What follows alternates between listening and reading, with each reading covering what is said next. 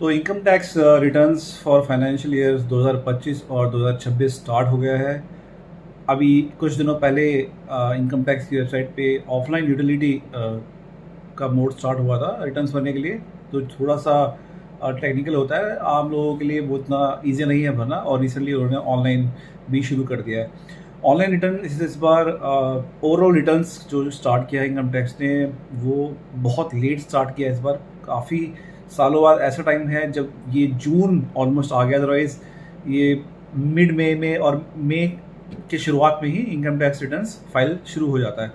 और इस बार समाव थोड़ा लेट स्टार्ट हुआ। उसमें दो तीन चीज़ें नोटिस की मैंने चेंजेस। जब मैं क्योंकि अपना रिटर्न मैंने भरा तो मैंने नोटिस किया काफ़ी स्क्रूटिनिटी उन्होंने बढ़ा दी है।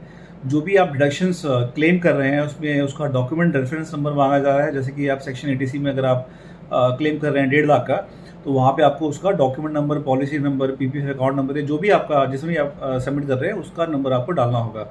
सेम चीज़ उन्होंने ऐड कर दी है सेक्शन 80CCD1(2) में, जिसमें आप एनपीएस के तहत 50,000 का एक्स्ट्रा क्लेम लेते हैं, उसमें भी एनपीएस में आपको पैन नंबर डालना ही पड़ेगा, परमानेंट रिटायरमेंट अकाउंट नंबर। अगर आपके पास नहीं है तो वो वहाँ पर आपका क्लेम वैलिड नहीं होगा और उसको रिजेक्ट कर देंगे वो। इसी तरह से और भी कुछ स्क्रूटिनिटी उन्होंने बढ़ाई है। कोई भी आप जहाँ भी आप क्लेम बेसिकली ले रहे हैं, एक्सेप्ट फॉर सेक्शन 80D, जहाँ पे प्रिवेंटिव हेल्थ केयर में 5,000 तक आप क्लेम एडिशनल उनसे एग्जेम्पशन ले सकते हैं, उसको छोड़ के जो है वो आपको हर जगह ऑलमोस्ट डॉक्यूमेंट भरना होगा। तो जितना जल्दी हो सके आप अपना रिटर्न्स भरें, क्योंकि इससे फ़ायदा क्या होता है कि जितना जल्दी रिटर्न्स आप भरते हैं, अगर आपके केस में रिफ़ंड एप्लीकेबल है तो वो रिफ़ंड थोड़ा जल्दी आ जाता है। अगर आप एंड में भरते हैं तो उस टाइम तक क्या होता है कि काफ़ी लोग उस टाइम तक लोड हो चुका होता है इनकम टैक्स की वेबसाइट पे, काफ़ी रिटर्न्स ऑलरेडी भर चुके होते हैं, तो वो प्रोसेसिंग स्लो हो जाती है और आपका रिटर्न्स फिर आने में टाइम लगता है। तो मेरा एक्सपीरियंस पर्सनल यही रहा है कि इनकम टैक्स जैसे ही स्टार्ट हो जाता है आप जल्दी से जल्दी भरें।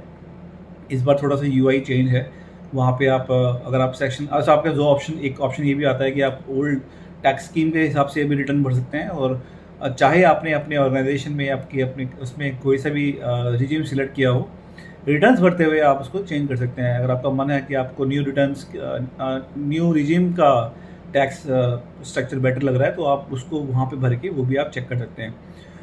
तो ये आप स्टार्ट कीजिए, और ध्यान रखें कोई भी एग्जामिशन आप कर रहे हैं तो उसका डॉक्यूमेंट आपके पास होना चाहिए। So thanks a lot for watching this short, और चैनल को सब्सक्राइब करें। आपको कोई क्वेश्चन है इनकम टैक्स रिटर्न्स को लेके तो आप कमेंट्स बॉक्स में डालें, I will help you out. Thank you for watching.